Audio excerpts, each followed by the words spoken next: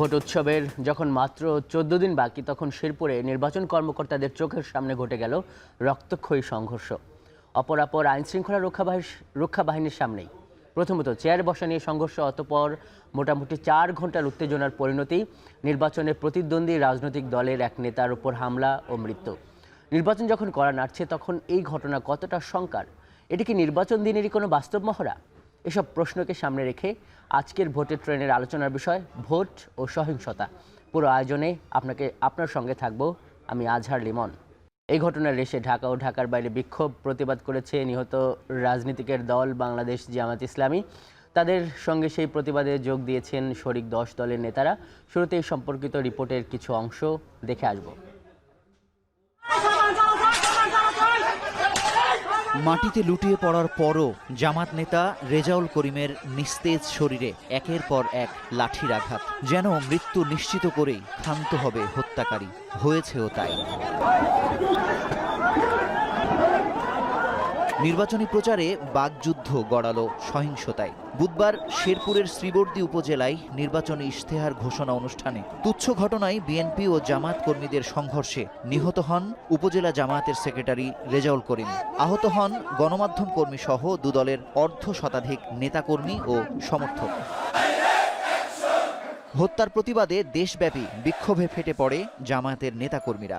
বিভিন্ন স্থানে বিক্ষোভে যোগ দেন ১১ দলীয় জোটের সমর্থকরাও। বৃহস্পতিবার জোহরের নামাজের পর বাইতুল মোকাররমের উত্তর গেট থেকে বিক্ষোভ মিছিল বের করে ১১ দলীয় জোটের নেতাকর্মীরা, যা পল্টন মোড় হয়ে নাইটাঙ্গেল মোড়ে গিয়ে শেষ হয়। বিক্ষোভ পূর্ববর্তী সমাবেশ থেকে আগামী ২৪ ঘন্টার মধ্যে শেরপুর জেলা রিটার্নিং কর্মকর্তা ও শ্রীবর্দী থানার ভারপ্রাপ্ত কর্মকর্তাকে প্রত্যাহারের আলটিমেটাম দেন জামাতের সহকারী সেক্রেটারি জেনারেল আব্দুল হালিম। এই ঘটনা নিয়ে বক্তব্য বিবৃতি পাওয়া গেছে শীর্ষ রাজনীতিকদের। এ নিয়ে কথা বলেছেন বিএনপির চেয়ারম্যান তারেক রহমান এবং জামাতের আমির ডাক্তার শফিকুর রহমান। একটু দেখে নেব তাদের বক্তব্য বিবৃতিগুলো। শফিকুর রহমান সকালে এক নির্বাচনী প্রচারণার সভা থেকে বলেছেন, জনগণের উপর আস্থা না থাকায় শেরপুরে হামলা, অন্যের বিজয় সহ্য হয় না, যে কোনোভাবে নির্বাচনী মাঠ নিজেদের পক্ষে নেবেন, এটা হতে দেয়া হবে না, ইসিকে পদক্ষেপ নিতে হবে। বিএনপির চেয়ারম্যান তারেক রহমান উনি বলেছেন যে অন্তর্বর্তী সরকারকে অনাকাঙ্ক্ষিত যে কোনো ঘটনা সঠিক তদন্ত করতে হবে, এতে বিএনপির যদি দায় থাকে তাহলে আমরা সহযোগিতা করব। অন্তর্বর্তী সরকারের পক্ষ থেকে একটি বিবৃতি এসেছে, হত্যার ঘটনায় পুলিশ তদন্ত শুরু করেছে, সকল অপরাধীকে বিচারের আওতায় আনা হবে। ভোটে ট্রেনে এসব বিষয় নিয়ে কথা বলতে এবার যুক্ত হচ্ছেন দৈনিক সমকালের বিশেষ প্রতিবেদক রাজীব আহমেদ। দৈনিক সমকাল কার্যালয় থেকে তিনি যুক্ত হচ্ছেন। রাজীব আহমেদ, আপনাকে স্বাগত আজকের এই ভোটের ট্রেনে। রাজীব আহমেদ, প্রশ্ন করছি শুরুতেই, সেটি হলো যে আপনি এই ঘটনার উপর নজর রাখছিলেন, লেখালেখিও করেছেন, অনেকে আপনার লেখাটি পড়েছেন, এবং আমরা দেখছি যে আজকে এই ঘটনার পর শীর্ষ যে প্রতিদ্বন্দ্বী রাজনৈতিক দলগুলো, তাদের শীর্ষ নেতারা কথা বলছেন। তাদের কথায় একটা বিষয় মিল, যে তারা দুই শীর্ষ নেতাই তারা এই ঘটনার সুষ্ঠু তদন্ত এবং ব্যবস্থা চায়। এখন যে ঘটনাটি ঘটে গেল, তা কি শুধু একটা রাজনৈতিক সহিংসতা বা ঘটনা হিসেবে থাকবে, নাকি এটি একটা অপরাধ হিসেবে এর বিচার হবে? আপনার কি মনে হচ্ছে? ধন্যবাদ লিমন, আমাকে আপনাদের অনুষ্ঠানে আমন্ত্রণ জানানোর জন্য। কালকের যে ঘটনাটা ছিল, ঘটনা প্রবাহ, আমি এটা খুব কাছ থেকে এটা নজরদারি করার চেষ্টা করেছি এবং রাতে সামাজিক মাধ্যমে এবং কয়েকটা জায়গায় লিখেছি, বলেছি। তো যেই ঘটনাটি ছিল, এটি আসলে খুবই তুচ্ছ একটা ব্যাপার ছিল। চাইলেই প্রশাসন এই ঘটনার একটি সুরাহা করতে পারত। প্রথম ভুল যেটি ছিল, যে আপনি জানেন যে বাংলাদেশে নির্বাচন ব্যবস্থা কতখানি উত্তপ্ত থাকে, নির্বাচনের মাঠ। তো প্রশাসনের প্রথমেই উচিত ছিল ইশতেহার পাঠ অনুষ্ঠানে আলাদা আলাদা করে মার্ক করে দেওয়া, এই চেয়ারে বিএনপি বসবে, এই চেয়ারে জামাত বসবে, এই চেয়ারে অন্য দল বসবে, এরকম একটা জায়গা নির্দিষ্ট করে দেওয়া উচিত ছিল। তো সেটি না করার কারণে এই পরিস্থিতির কিন্তু সূত্রপাত হয়েছে। সেটি না করার কারণেই এই ক্ষেত্রে দায় সেই সংশ্লিষ্ট সহকারী রিটার্নিং কর্মকর্তার। তো তাকে প্রত্যাহার করা হয়েছে, তা যথেষ্ট নয়। দ্বিতীয় ঘটনা, যেটি এবার দ্বিতীয় ধাপে আসছি, তো ২:৩০টায় অনুষ্ঠান ছিল, জামায়াতের নেতাকর্মীরা ২:৩০টার সময়ই বা তার আগে গিয়েই ওনাদের এইসব চেয়ারে বসেছেন। তো বিএনপি প্রার্থী মাহমুদুল হক সাহেবের মাহমুদুল হক ওনার রুবেল সাহেবের পার্শ্ববর্তী উপজেলা শ্রীবর্দীতে আরেকটি অনুষ্ঠান ছিল, নির্বাচন অনুষ্ঠান ছিল, উঠান বৈঠক ছিল, সেখান থেকে উনি আড়াইটার পরে আসেন। পরে আসার যেহেতু উনি বিলম্বে এসেছিলেন, আসার মানে উনি আসার আগে ওনার সমর্থকরাও বিলম্বে আসেন। তো ওনার সমর্থকরা বিলম্বে এসে দেখেন যে চেয়ার সব অকুপাই হয়ে আছে, অধিকাংশ চেয়ারে জামায়াতের লোকজন বসে আছে। তো ওনারা তখন দাবি জানান যে অর্ধেক অর্ধেক চেয়ারে বসার ব্যবস্থা করে। এটা খুব একটা সিম্পল কথা ছিল।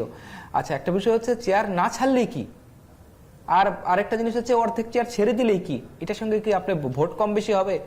তো জামাত অর্ধেক চেয়ার ছেড়ে দিলেও পারতো, অথবা বিএনপির এই চেয়ার না পাওয়া নিয়ে এত হইচই করার, হইহুল্লোড় করার কিছু ছিল না।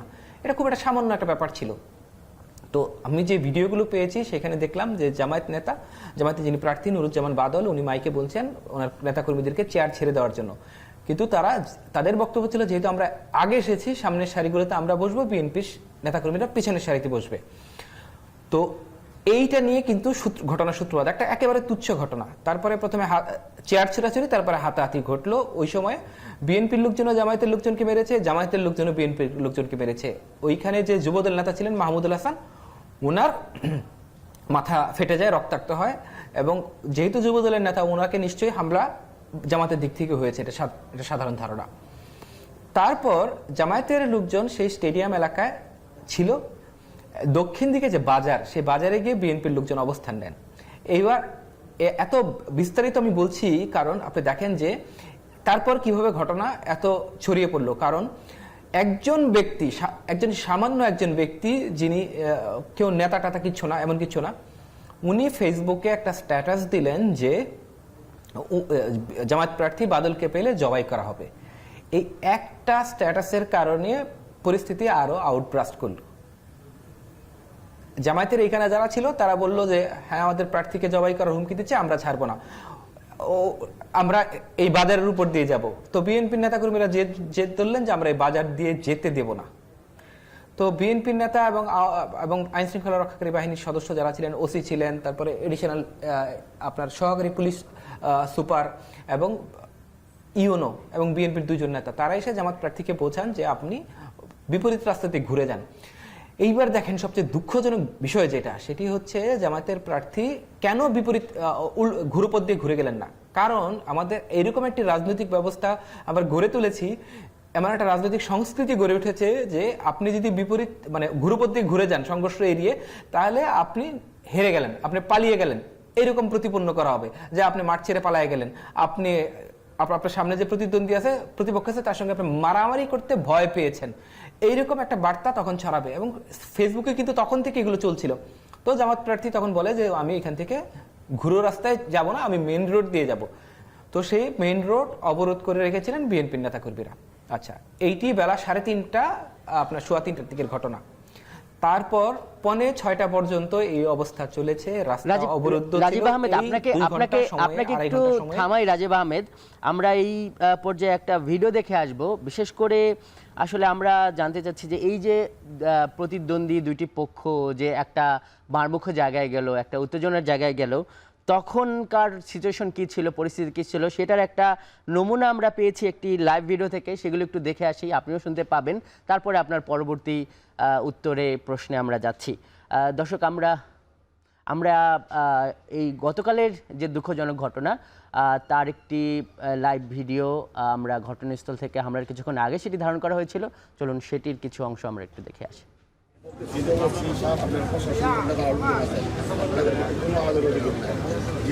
আমাকে নিরাপত্তা দিবেন, উনি দায়িত্ব দিবে না, উনি দিবে না। পরিষ্কার কথা আপনাদের সামনে সকলের বলতেছি, আজকে না ইউনো সাহেব আমাকে নিরাপত্তা দিচ্ছে না, সুতরাং আমি কি এখানে পড়ে থাকবো? আমার রোড আমি বাই করবো। এখানে ইউনো এটা ব্যর্থ, সহকারী রিটার্নিং অফিসার ব্যর্থ, ওনার আচরণ পক্ষপাত দুষ্ট, এবং ওনার অধীনে এই ঝিনাইগাতীতে কোনো নির্বাচন হবে না, আমি ঘোষণা করি। দর্শক, আমরা যে ভিডিওটি দেখছিলাম, এটি এই চূড়ান্ত যে হামলা সেটি শুরু হবার কিছুক্ষণ আগের মুহূর্তে।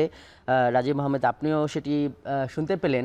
এই যে 3-4 ঘন্টা ধরে ওইখানে এক ধরনের নাটকীয়তা চললো। আপনি বললেন যে অন্য আরেকটি রাস্তা, তো ধরেন যে যারা এই জামাতের প্রার্থী তারাও তো বলছে যে অন্য রাস্তাতেও দিয়েও তো আসলে এই নিরাপত্তার ঘাটতি বা শঙ্কা থাকতে পারতো। আবার ওই রাজনৈতিক যে সংস্কৃতির কথা বললেন, মানে এইখানে 3-4 ঘন্টা ধরে সেইখানে আইন শৃঙ্খলা রক্ষা বাহিনীর প্রায় সবগুলো বাহিনী উপস্থিত, রিটার্নিং কর্মকর্তা উপস্থিত, সেইখানে এটি যে ঘটলো এবং এই প্রার্থী স্পষ্টতই বলছে যে ইউনূস সাহেব নিরাপত্তা দিতে পারছে না, মানে এই ইউনো কেন এরকম একটা ভূমিকা নিল? আচ্ছা লিমন, অন্য রাস্তাতে গেলে হয়তো কি হইতো না হইতো সেটা পরের কথা, কিন্তু বিষয়টা যেখানে ছিল সেখানে হচ্ছে যে এক পক্ষ রাস্তায় অস্ত্র শস্ত্র নিয়ে রাস্তা অবরোধ করেছে, তারা বলেছে আমরা এই রাস্তা দিয়ে যেতে দেব না। এইখানে কোনো লজিক আছে? এটা তো বাচ্চার মতো জেদ, আমি এই রাস্তা দিয়ে যেতে দেব না। আবার আরেকজনকে বলা হচ্ছে আপনি আপনি আপনি ঘুরে যান, সে বলতেছেন আমি পালাবো না, তাহলে আমি আবার নির্বাচন নষ্ট হয়ে যাবে। আচ্ছা আচ্ছা, তো এই ক্ষেত্রে দুই পক্ষ জেদ ধরেছে না কে ধরেছে এগুলো পরের আলাপ। এই ক্ষেত্রে তো ওই জায়গায় সেনাবাহিনী ছিল, পুলিশ ছিল, তারা আইনানুগ ব্যবস্থা নিতে পারতো। পুলিশের কাছে আপনার ব্যবস্থা আছে যে কেউ যদি উশৃঙ্খল জনতা এক জায়গায় সংঘবদ্ধ হয় সেটা কিভাবে ছত্রভঙ্গ করে দিতে হয়, তাদের কাছে তো এই মেকানিজম আছে। ওনারা এই মেকানিজমকে ব্যবহার না করে ওনারা সালিশ দরবার করেছেন, 2 ঘন্টা ধরে দুই পক্ষকে শুধু বোঝানোর চেষ্টা করেছেন। তো এই সালিশ দরবারের ফল যেটা হয়েছে, মানুষ আস্তে আস্তে আরো জমা হয়েছে, বিএনপির সঙ্গে তার নেতাকর্মীরা আশেপাশের এলাকা থেকে যোগ হয়েছে, জামাতের সঙ্গে তার আশেপাশের এলাকার লোকজন জমা হয়েছে। তারপর শেষ পর্যন্ত দুই পক্ষ যখন মুখোমুখি হয়ে গেল তখন জামাত নেতা বিএনপি কর্মীদের হামলা নিহত হলেন। এই দুঃখজনক ঘটনাটি ঘটলো। কিন্তু শুরুতে যদি ইউনো ব্যবস্থা নিতেন এবং পরবর্তী সময়ে পুলিশের এবং সেনাবাহিনী যারা আছেন তাদের আইনে যেভাবে বলা আছে সেইভাবে এবং নির্বাচন আচরণ বিধির বিষয়ে যেভাবে বলা আছে সেইভাবে যে ওনারা ব্যবস্থা নিতেন, তাহলে আপনার এই ঘটনাটি ঘটতো না। আরেকটি কথা যে আপনার কোনো ব্যবস্থা নেওয়ার দরকার ছিল না, শুধুমাত্র রিটার্নিং কর্মকর্তা যদি দুই প্রার্থীকে সতর্ক করতেন যে এখান থেকে না সরলে ফাইন করা হবে আচরণবিধি অনুযায়ী, অথবা প্রার্থীতা বাতিল করে দিব।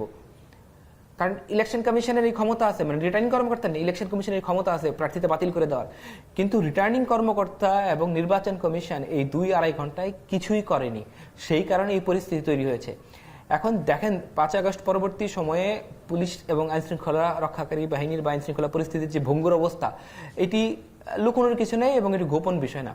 তো আগামী 12ই ফেব্রুয়ারি যেদিন একসঙ্গে 46,000 কেন্দ্রে ভোট গ্রহণ করা হবে, এখন বলেন সেই দিন যেই উত্তেজনা থাকবে, আজকে একটা ঘটনা সামাল দিতে পারেনি, 2 ঘন্টা 2.5 ঘন্টা ধরে এটাকে সালিশ দরবার করা হয়েছে, সেই দিন যে উত্তেজনা থাকবে সেটা কিভাবে আপনার এই আইনশৃঙ্খলা রক্ষাকারী বাহিনী কন্ট্রোল করবে, কিভাবে মোকাবেলা করবে? কারণ জি রাজীব আহমেদ, আসলে এই প্রশ্নটি কিন্তু আপনি বলেন যারা ভোটার, যারা চিন্তা করেন, বিশ্লেষক যারা আছেন, শীর্ষ রাজনৈতিক সবার মাথায় কিন্তু এখন এই বিষয়টি আছে। বিশেষ করে যখন একযোগে সারা দেশে ভোট গ্রহণ হবে তখন কি হবে? আপনার কাছে এর পরে এসে যে প্রশ্নটি করবো একটু বলে রাখি রাজীব আহমেদ, সেটা হলো যে এই যে ইউএনও, এই যে আইনশৃঙ্খলা রক্ষা বাহিনী, তাদের যে ভূমিকাটি, এই যে তাদের প্রত্যাহার বা এই সম্পর্কিত কিছুই করলেই কি যথেষ্ট? আসলে কি চাকরি বিধিমালা বা নির্বাচন কমিশনের হাতে যে ক্ষমতাটি এখন আছে, আরও কোনো দৃষ্টান্তমূলক ব্যবস্থা নেবার সুযোগ আছে কি নেই? আপনি সঙ্গেই থাকেন রাজীব আহমেদ, আমরা যাচ্ছি একটি বিরতিতে, দর্শক সঙ্গে থাকুন আপনিও। RICL TMX, যুগের পর যুগ স্থাপনা থাকে মজবুত। VRM প্রযুক্তির RICL TMX রড।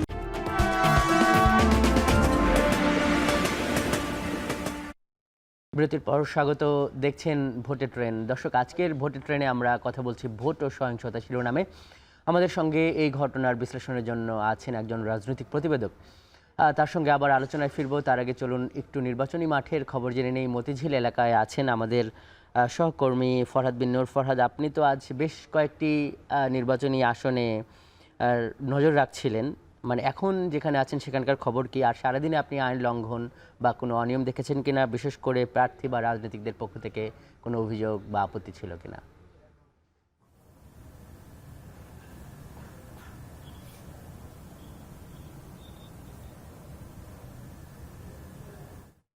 যে আসন রয়েছে আমরা সেখানে রয়েছে, এখানে আমরা দেখেছি যে এই আসনের যারা প্রতিদ্বন্দ্বী রয়েছেন, বিএনপির প্রার্থী মির্জা আব্বাস এবং 11 দলীয় প্রার্থী যিনি রয়েছেন 11 দলের নাসিরুদ্দিন পাটোয়ারি শাপলাকলি প্রতীক নিয়ে, তারা কিন্তু বিভিন্ন জায়গায় তারা নির্বাচনী প্রচারণা চালিয়েছেন। এবং আরেকটি বিষয় আপনি যেটি বলেছেন যে কোনো প্রকার সহিংসতার ব্যাপারগুলো, আমরা যে চিত্রটি আসলে দেখেছি যে বিভিন্ন জায়গায় আসলে জামায়াতের পক্ষ থেকে যে অভিযোগটি আসছে যে তাদের বিভিন্ন জায়গায় তাদের যে নারী কর্মীরা রয়েছেন সেখানে তাদের হামলা করা হচ্ছে এবং আমরা ঢাকা 4 আসনে আজকে আমরা দেখেছি সেখানে প্রকাশ্যে ঢাকা 4 আসনে 52 নম্বর ওয়ার্ডে গতকাল একটি ঘটনা ঘটে। সেখানে জামায়াতের যারা নারী কর্মীরা রয়েছেন তারা যখন বিভিন্ন বাসা বাড়িতে প্রচারণা চালাতে চান তাদের উপর অতর্কিত হামলার অভিযোগ আসে এবং যার উপর হামলা করা হয় তিনি পরবর্তীতে তাকে হাসপাতালে চিকিৎসায় রাখা হয়েছে এবং আমরা দেখেছি পরে কিন্তু সেখানে কদমতলী থানার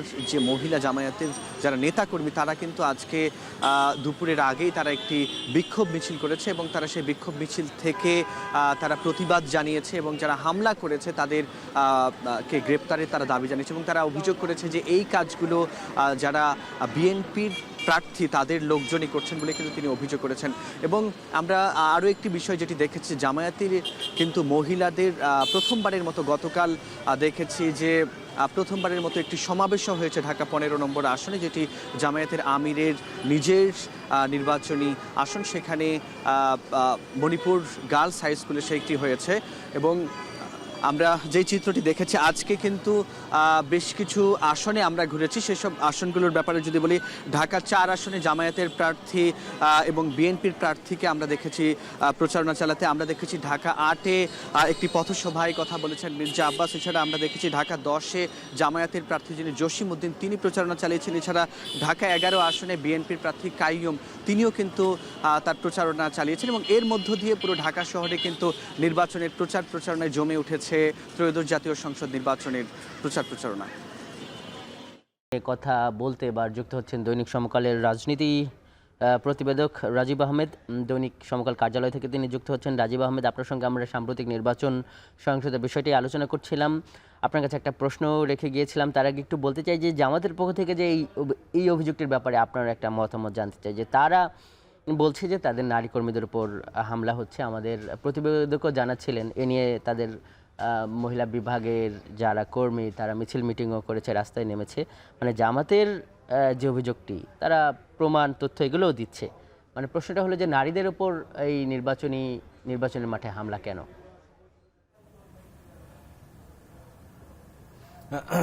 ধন্যবাদ আপনাকে আগে প্রথম প্রশ্নের উত্তর দিয়ে আগে যে বিরতির আগে যে প্রশ্ন ছিল সেটি শেষ করি। একটি বিষয় যেটি হচ্ছে এই মুহূর্তে তফসিলের সব পরে বাংলাদেশে এখন সবচেয়ে ক্ষমতাবান হচ্ছে নির্বাচন কমিশন।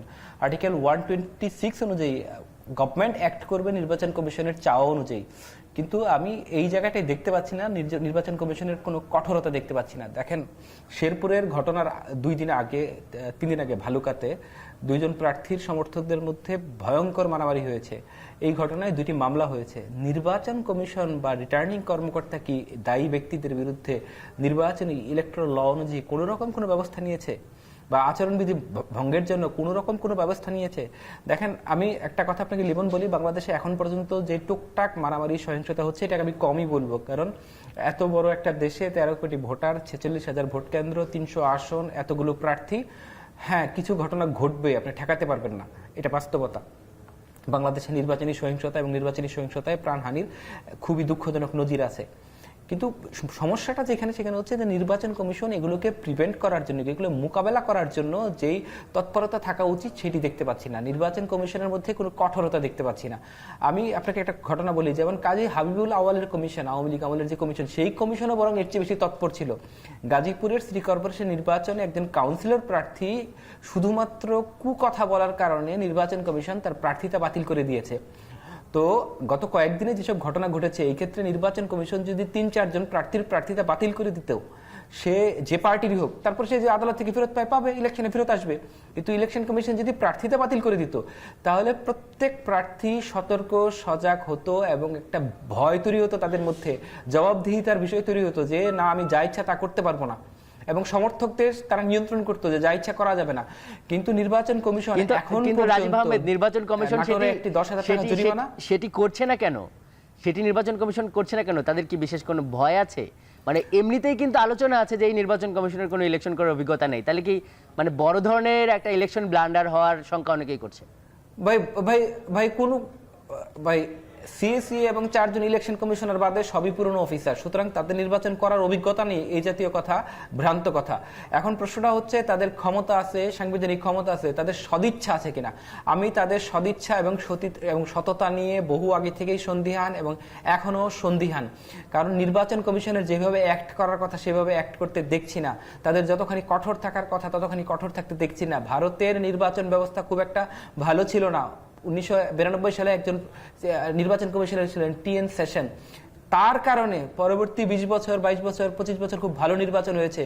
তিনি প্রধানমন্ত্রীকে পর্যন্ত ছাড়েননি, সিটিং প্রাইম মিনিস্টার নরসিংহ রাওকে পর্যন্ত ছাড়েননি। নির্বাচন কমিশন যদি এই যে ঘটনাগুলো ঘটছে 3-4টি ঘটনায় যদি প্রার্থীদের বিরুদ্ধে হার্ডেস্ট অ্যাকশন নিত, তাহলে কোনো প্রার্থী এবং কোনো সমর্থক এই জাতীয় অপকর্ম করার দুঃসাহস দেখাতো না। হ্যাঁ, কিছু ঘটনা ঘটে যাবে, নইলে তো যদি একেবারেই সবাই যদি ফেরস্ত হয়ে যেত তাহলে তোর ভাই আইন কানুনের দরকার হইতো না। কিন্তু আপনাকে পজিটিভ মেসেজ দিতে হবে যে না, আমরা অ্যালার্ট, আমরা ব্যবস্থা নিব। কিন্তু আমি এখন পর্যন্ত ইলেকশন কমিশনের কাছ থেকে সেটি দেখতে পাইনি। ওনারা শুধুমাত্র আহ্বান জানান, সতর্ক থাকতে বলেন, সচেতন থাকতে বলেন। ওনারা এমন করে বলেন ওনারা যেন সালিশ নিষ্পত্তি কমিটির ওনারা সালিশদার। ওনারা তো সালিশদার না, ওনারা এই মুহূর্তে দেশের অলমোস্ট মালিক। ওনারা যেন হ্যাঁ, তো ওনাদেরকে তো অ্যাক্ট করতে হবে ভাই। আচ্ছা, দ্বিতীয় আরেকটা বিষয় সেটা হচ্ছে যে আপনারা যেটা বলেন জামাতের নারী কর্মীদের উপরে হামলা, হ্যাঁ এরকম 10-12টি ইনসিডেন্ট এসেছে, এটি খুবই নিন্দনীয়। আমরা এটা একদম দ্ব্যর্থহীন ভাষায় নিন্দা জানাই। এবং আবারও বলতেছি, এই ক্ষেত্রেও সবচেয়ে বড় ব্যর্থতা হচ্ছে ইলেকশন কমিশনের। দেখেন যে বিএনপি নেত্রী পাপিয়া চাঁপাইনবাবগঞ্জ থেকে উনি বক্তৃতায় বলেছেন যে ছাত্রী সংস্থার কেউ ভোট চাইতে এলে 999 কল দিয়ে পুলিশে ধরিয়ে দিন। এই যে ওনারা উস্কানি দিচ্ছেন সহিংসতার জন্য, পাপিয়া একটা রাজনৈতিক দলের, উনি বলেছেন ঠিক আছে মেনে নিলাম, উনি ওনার প্রতিপক্ষের বলেছেন। ইলেকশন কমিশন কি ভূমিকা পালন করেছে জি জি জি জি এই বক্তব্যের জন্য? তারা এখন পর্যন্ত কি করেছে? আচ্ছা, তারপর আরেকজন প্রার্থী বলেছে যে নারী কর্মী আসলে তার বস্ত্র জামা কাপড় খুলে ফেলার জন্য। সেই ব্যক্তিকে ইলেকশন কমিশন কি শাস্তি দিয়েছে? ইলেকশন কমিশন এখন কিন্তু শুধুমাত্র কমিশন না, ইলেকশন কমিশন এই মুহূর্তে আদালতের মতো, তার কাছে 300 ইলেকট্রাল কমিটি। রাজীব আহমেদ, আপনাকে অনেক ধন্যবাদ। আমাদের একটু আরেকটা বিরতিতে যেতে হচ্ছে। আজকের এই ভোটের ট্রেনে আপনাকে যুক্ত হবার জন্য আপনাকে ধন্যবাদ জানাচ্ছি। দর্শক, সময় হলো আরেকটি বিরতির, সঙ্গে থাকুন আপনি।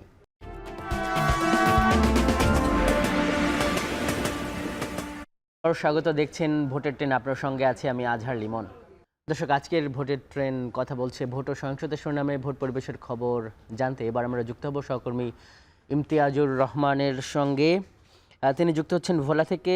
ইমতিয়াজুর, দেশের বিভিন্ন জায়গা থেকে সহিংসতার খবর পাওয়া যাচ্ছে, আপনার ভোলার চিত্র কেমন?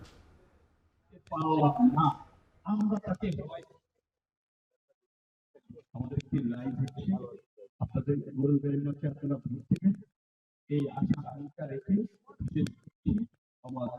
ত্রয়োদশ জাতীয় সংসদ নির্বাচন কেন্দ্র করে সারা দেশের মতো দ্বীপ জেলা ভোলাও কিন্তু নির্বাচনী যে প্রচার প্রচারণা শুরু হয়েছে। আর প্রচার প্রচারণাকে কেন্দ্র করে সারা দেশের মতো ভোলায়ও কিন্তু কিছু কিছু বিচ্ছিন্ন ঘটনা ঘটেছে। বিশেষ করে চরপেশনের কথা যদি বলি, গতকালকে চরপেশনে জামাত ইসলাম এবং হাত পাখার যে নেতাকর্মী রয়েছে তাদের মাঝে একটি ধাওয়া পাল্টানো এবং বিশৃঙ্খলার একটি বিচ্ছিন্ন একটি ঘটনা ঘটেছে বলে কিন্তু আমরা দেখতে পেয়েছি। এছাড়াও কিন্তু আপনাকে আরেকটা বিষয় জানিয়ে রেখে, আজকে ভোলা সদর উপজেলার সদর আসনের পশ্চিম ইলিশার 6 নম্বর ওয়ার্ডে তাও কিন্তু জামাত ইসলাম এবং হাত পাখার যে নেতাকর্মী রয়েছে তাদের মাঝে প্রচারণা কেন্দ্র করে একটি বিচ্ছিন্ন ঘটনা ঘটেছে। এই যখনই কিন্তু নির্বাচনী আমেজ ঘনিয়ে আসছে তখনই কিন্তু ধাওয়া পাল্টা দেওয়া বা বিচ্ছিন্ন ঘটনা কিন্তু ঘটে যাচ্ছে। কিন্তু এই ঘটনার মাঝেও কিন্তু একটা আশার আলো কিন্তু ভোটাররা দেখছেন। তারা বলছেন যে সকল নেতাকর্মী রয়েছে ভোলার 4 আসনে প্রায় 24 জন প্রার্থী প্রতিদ্বন্দ্বিতা করছেন, প্রতিটি প্রার্থী কিন্তু প্রার্থীদের কাছে যাচ্ছে নানা প্রতিশ্রুতি নিয়ে, এবং যে ভোটাররা রয়েছেন তারাও কিন্তু নানা প্রত্যাশা নিয়ে কিন্তু তাদের কাছে নানা প্রত্যাশার কথা জানিয়ে আসছেন। ভোলার উন্নয়নের স্বার্থে,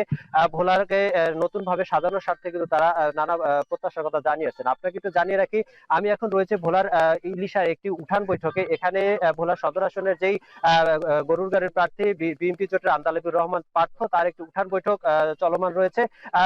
তিনি কিন্তু একটি ব্যতিক্রমী প্রচার প্রচারণা চালাচ্ছেন বলেও কিন্তু গত কয়েকদিন যাবত আমরা দেখছি যে মোটর সাইকেলে প্রান্তিক পর্যায়ে যে সকল ভোটার রয়েছে তাদের কাছে যাচ্ছেন এবং নানা প্রতিশ্রুতি দিচ্ছেন এবং তাদের প্রত্যাশার খবর শুনে আনছেন। তো এই ছিল আমার কাছে ভোলার ইলিশা থেকে নির্বাচনী প্রচার প্রচারণার সর্বশেষ তথ্য। ইমতিয়াজুর, আপনাকে অনেক ধন্যবাদ যুক্ত হবার জন্য। দর্শককে যাচ্ছে একটি বিরতিতে, সঙ্গে থাকুন।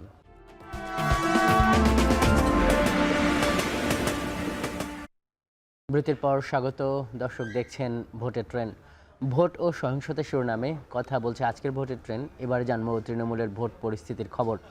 সহকর্মী হারুনুর রশিদ যুক্ত হচ্ছেন শেরপুর থেকে। হারুন, গতকাল তো নির্বাচন পূর্ব এক সহিংস ঘটনা ঘটে গেল শেরপুরে, মানে আজকে পরিস্থিতি কেমন দেখছেন সেখানে?